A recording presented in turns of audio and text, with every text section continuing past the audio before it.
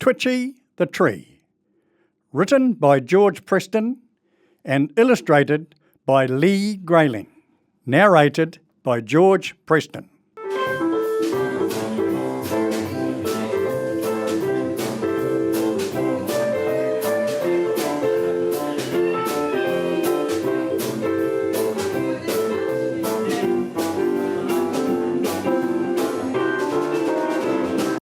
A long way back in the hills, a huge piece of land, there were tall trees. They're all big, they're all strong and healthy.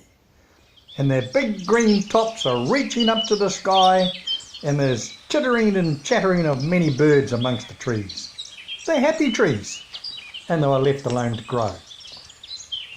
Down on the forest floor, it's not such a happy scene.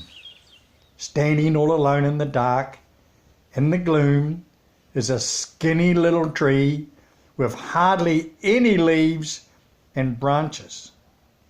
It sits sad and droopy amongst the damp undergrowth and fallen branches. Oh no! His name is Twitchee. He has no chance to grow. The sun hardly reaches a spot on the floor. Just a stray, weak ray of light, barely able to warm him up, just for a moment. And then he is left to stand in the dark. Rainwater comes to him only once in a while, and that's after the big trees have greedily soaked themselves and let a little splash fall down on him. Oh, Twitchee takes it down to his roots so they can keep him standing another day longer. How sad. He waits for a time when he'll be bigger and cries because he's so small. One day he heard the sounds of the trees rubbing their branches together, and a rustle of unrest came over the forest. The growling of machines and loud noises could be heard, and it was upsetting the giant trees. The forest cutters are here!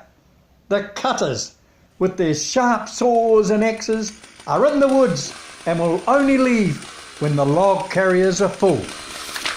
Twitchee become very frightened. Who will the cutters pick? Who will be left to see the night come? Who will stand in the morning? All day long the whirring and soaring sounds filled the forest. Great trees came crashing to the ground, leaving huge gaps in the green roof.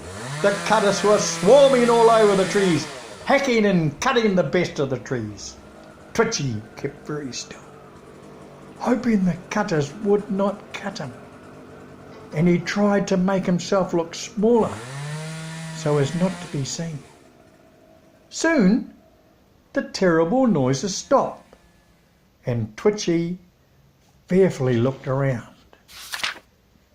The moon was out, and it glowed all around him. Twitchee had never seen that moon before, because the other trees had blocked the moonbeams from him. Now it was bright and light, but all the other trees were gone. Twitchee was alone. Oh, it's getting sadder. The moon dipped, and the night became day. The sun came up. Twitchee felt warm. He could feel this warmth all over him. It felt a bit itchy, but he loved it. This was a brand new feeling for him.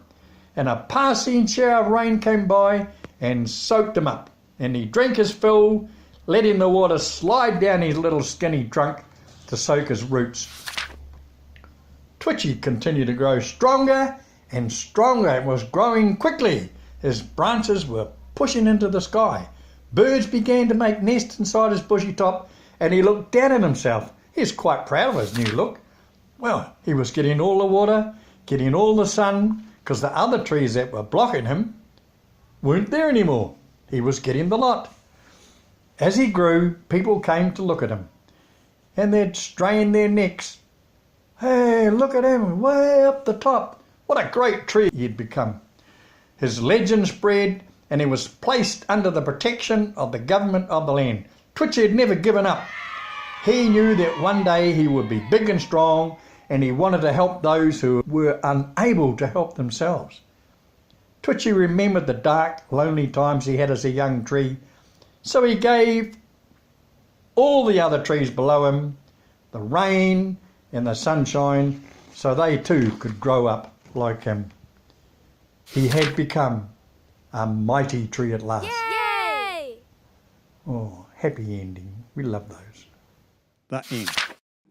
And as we know, at the end of a story, we have a moral or a learning. Life is not always perfect. We must strive to better ourselves and learn as we grow. We should reach out to care and support those that are not that fortunate, so they too can become mighty citizens of the world.